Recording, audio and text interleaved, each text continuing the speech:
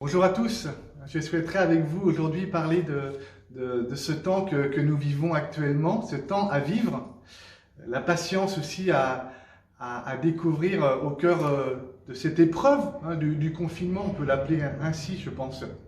Il y a quelques jours, on a entendu notre Premier ministre nous dire que ça allait durer jusqu'au 15 avril, on a tous compris que ça allait durer certainement un peu plus longtemps que ça. Et on a pu se dire les uns ou les autres, waouh, il va falloir durer, même si ces 15 premiers jours, on a pu les vivre plus ou moins paisiblement. Voilà, il va falloir durer. On se rend compte que ce temps qui passe, il s'agit de l'occuper. Vous allez me dire, moi j'ai du travail, hein, j'ai le télétravail, j'ai mes enfants à la maison qu'il faut que je suive parce qu'ils ont des devoirs à faire, il faut être, voilà. Dans certaines familles, il y a une organisation quasi militaire, hein. Je sais que j'exagère un peu, mais voilà, pour que on n'oublie pas que ce n'est pas non plus un temps de vacances. Certains parmi nous aussi éprouvent le besoin de ranger, d'astiquer, on a nos petites lingettes qu'on aime bien, et ça fait que, voilà, on s'occupe. Il faut que le temps aussi soit rempli, et j'allais dire presque aussi dans la journée, on sent qu'on a besoin un peu de le sectionner, de l'organiser, pour qu'à la fin de la journée, on puisse se dire, bon, on est heureux d'avoir vécu ce jour, il a été occupé. Certains peuvent aussi éprouver dans ces journées de l'ennui. Vous savez, cette impression un peu aussi d'être privé de liberté, en effet, parce qu'on ne peut pas sortir, aller au-delà d'1 kilomètre. On pourrait presque penser à cette chèvre qui est accrochée au pied d'un arbre et puis qui a, voilà, un certain périmètre à occuper. Eh ben nous, c'est 1 kilomètre. Voilà, mais on n'est pas des chèvres, bien entendu. Hein, ça, bien sûr, on n'est pas des chèvres, on est des êtres humains. Mais malgré tout, hein, cet ennui qui peut venir, et puis aussi parfois aussi quand on regarde, on se projette un peu, on se dit ça va durer, et peut y avoir un sentiment aussi de mélancolie un petit peu. Véronique disait dans une de ses vidéos là, sentiment de vide un peu, qui vient nous habiter. Quand j'étais à préparer mon bac de français il y a quelques années, on avait étudié Baudelaire avec son fameux spleen. Voilà, il y a tout dans ce mot-là. Et cette impression que peu de tristesse qui peut nous venir, et il faut vivre avec. Et donc on se rend compte aussi qu'il s'agit d'être patient, il s'agit d'accepter ce temps qui s'étend, qui se distend, je l'avais déjà dit aussi, et puis en même temps l'occuper, et puis de se dire mais qu'est-ce que je fais de ce vide-là, cette tristesse parfois qui vient me toucher parce que ça va durer, hein, il y en a pour au moins 1 mois. Alors peut-être on peut regarder dans le livre de l'Exode, dans la Bible, et on voit que, il y a quelques jours on l'a médité, que le peuple hébreu, il y a un moment, il a été très très impatient. Vous vous souvenez de cet épisode? Moïse est parti dans la montagne s'entretenir avec Dieu. Et puis pendant ce temps-là, voilà que le peuple hébreu s'impatiente et se dit, mais en gros, mais qu'est-ce qu'il fait? Et finalement entre dans un certain, on pourrait dire, ennui, une certaine impatience, et puis se tourne vers Aaron pour dire, mais fais quelque chose, fais quelque chose. Et donc Aaron va leur demander de donner tout l'or qu'ils ont pour fondre un veau en métal. Et devant lequel ils vont se prosterner, ils vont rendre un culte à cette idole.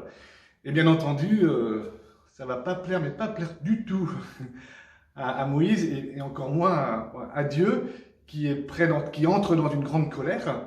Heureusement, Moïse va apaiser cette colère, mais on a eu chaud. Comme quoi, quand on est impatient, on peut en arriver à faire n'importe quoi et aux pires extrémités. Donc ça nous dit quand même à travers cet épisode que, bien sûr, c'est le livre de l'Exode, c'est l'Ancien Testament, donc Dieu peut nous apparaître un peu rude parce qu'il se met en colère, mais en même temps c'est normal, il n'aime pas quand on s'impatiente à son égard. Il n'aime pas finalement quand on ne fait plus confiance à son amour, quand on ne fait plus confiance à sa présence au quotidien. Mais on sait bien aussi que tout au long de la Bible, eh bien, on voit que le Seigneur reste infiniment patient avec nous. Alors que dans tous les livres de la Bible, l'un des péchés qui revient le plus souvent, c'est l'oubli. On oublie que ce que Dieu a fait pour moi, pour le peuple, pour l'humanité. On oublie, puis on s'impatiente, alors on le remplace, le Seigneur. L'impatience, notre rapport au temps, notre difficulté parfois d'accueillir l'aujourd'hui, l'instant présent, où Dieu nous dit quelque chose, nous révèle quelque chose de nous-mêmes. Et je me disais que dans ce temps de confinement, nous avons tous à advenir à une nouvelle manière d'être à nous-mêmes. Et finalement, c'est pas si négatif. Et je pense que les uns ou les autres, vous pouvez déjà en faire l'expérience. Malgré tout, que faire de ce sentiment un peu de vide qui peut nous accompagner dans une journée? Eh bien, je ne sais pas si c'est un outil, on pourrait appeler ça un outil. Moi, je vous propose, ce vide d'abord de consentir à ce qu'il est là. De toute manière, il fait partie de nous. Et peut-être une bonne manière de le vivre, c'est d'entrer dans la prière. Pourquoi d'entrer dans la prière? Tout simplement parce que quand on prie, on dit souvent que c'est donner du temps à Dieu. Même certains disent, par exemple devant l'adoration eucharistique, c'est dire perdre du temps pour Dieu. C'est se décentrer de soi-même pour se laisser regarder et aimer par Dieu. Et finalement, c'est aussi parfois faire l'expérience de ne rien sentir, de ne pas goûter la présence du Seigneur. Et on sent finalement que c'est ça aussi ça la vraie prière, c'est totalement gratuit.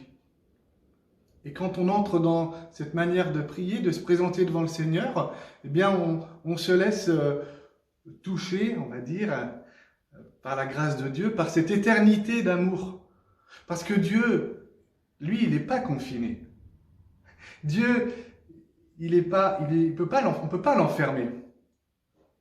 Dieu, il est maître des temps, comme dit une belle préface du missel romain. Donc on peut vraiment se placer devant lui dans notre être incarné, mais tout en lui faisant confiance.